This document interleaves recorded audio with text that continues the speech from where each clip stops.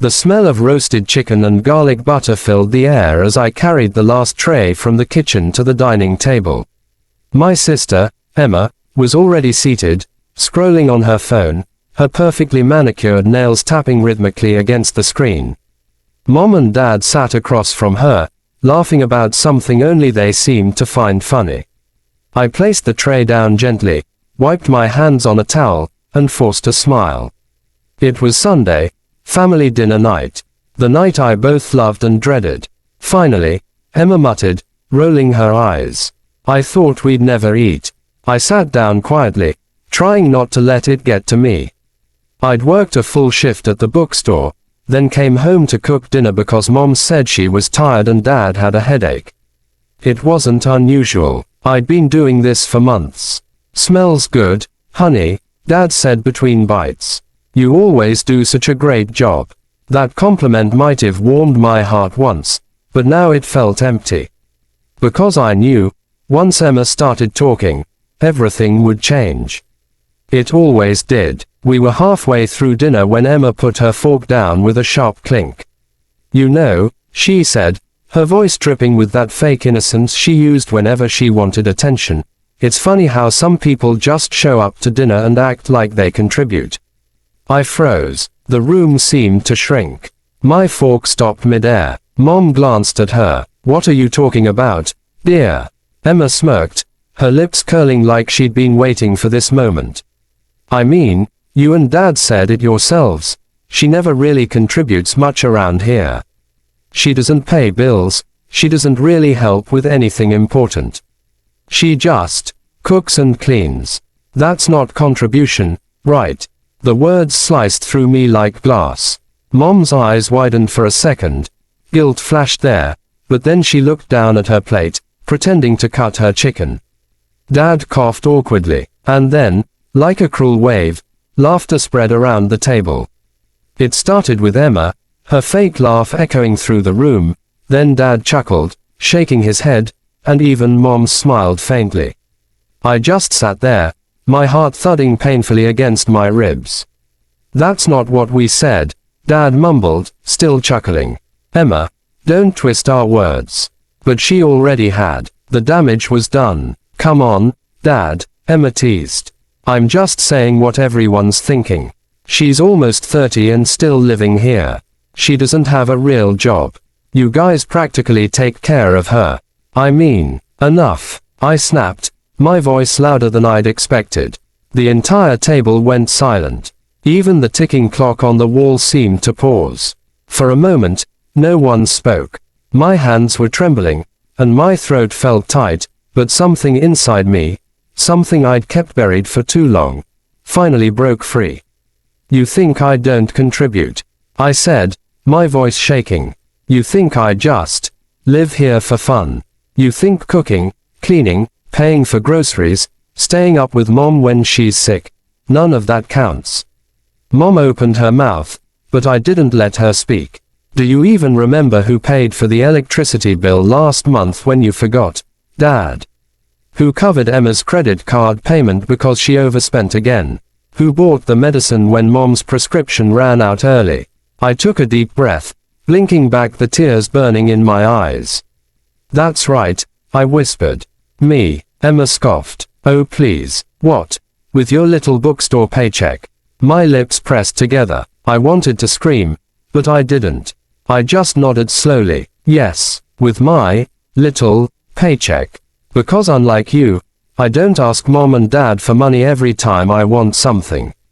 Her smirk faded. The silence that followed was heavy, thicker than the air after a storm. I could feel my heart beating in my ears. 4 years, I'd lived in this house trying to be the quiet, helpful one. The one who didn't make waves. I thought if I kept the peace, I'd belong.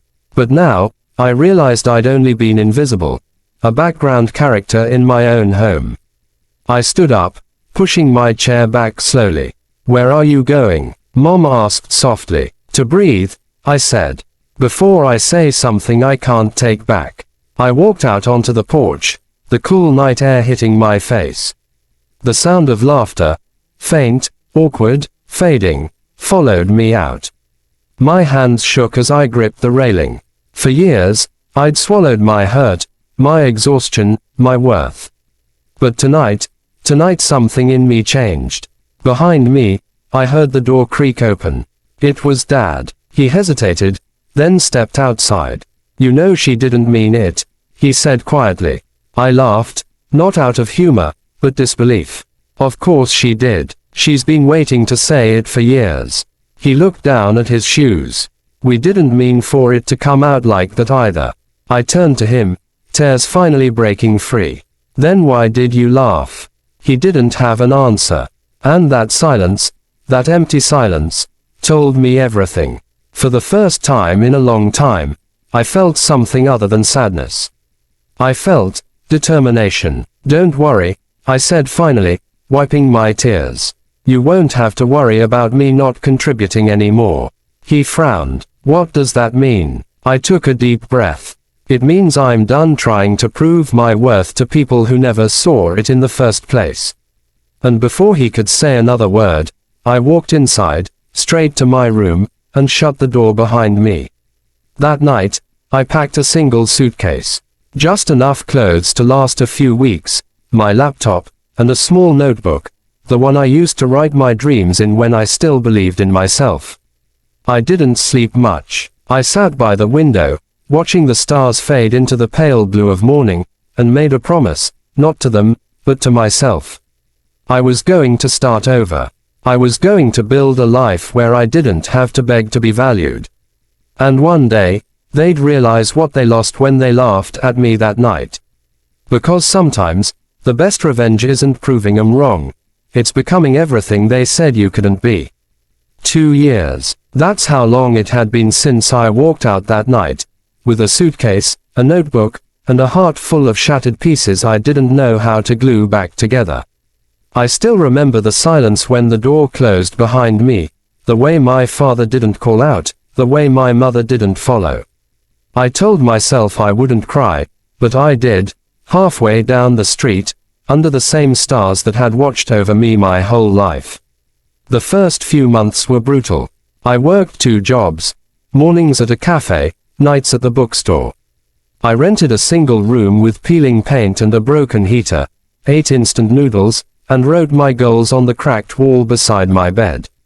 Every time I wanted to give up, I remembered Emma's words, "You never contribute." Those 4 words burned in me like fire, painful, but powerful.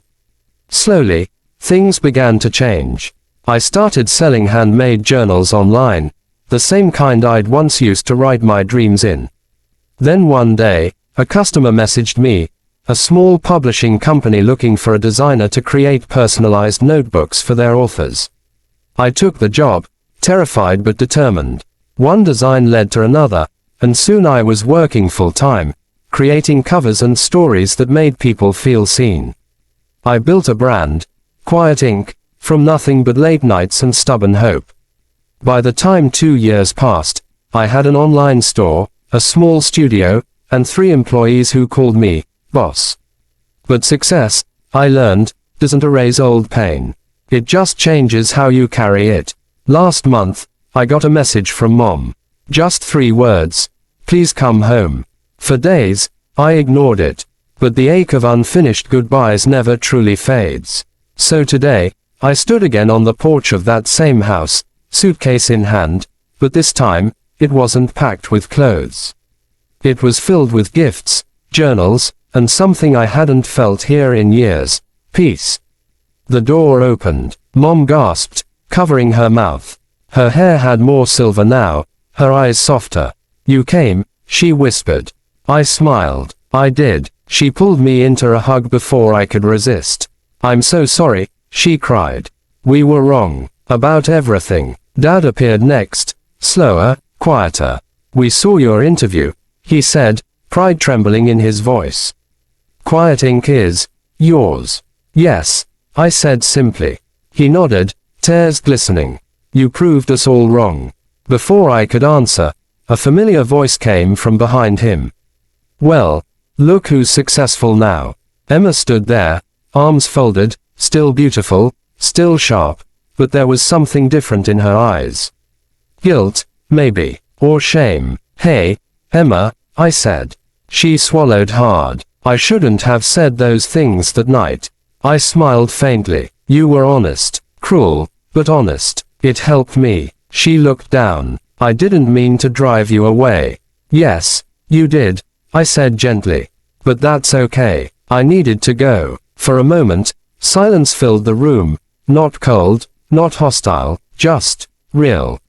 The kind that comes when everyone finally stops pretending. We sat down for dinner again that evening. Like old times, but not quite.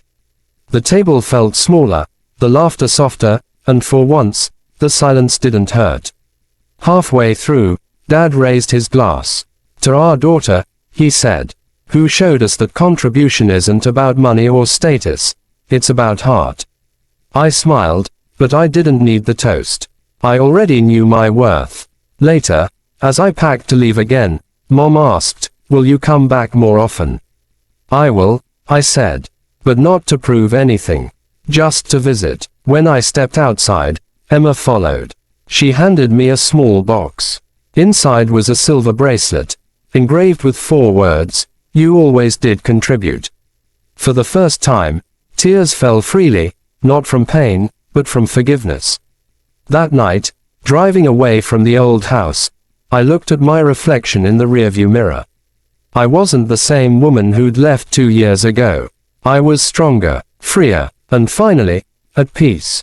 Because sometimes, life gives you pain not to break you, but to push you where you're meant to be. And as the city lights welcomed me back, I whispered to myself, you did it. You finally did it. Sparkles, if this story touched your heart, don't forget to like, comment, and subscribe. Every story here is made to remind you, no matter who doubts you, your worth never depends on their approval. Keep believing, keep building, and one day, the world will see what you've always carried inside. Red Heart.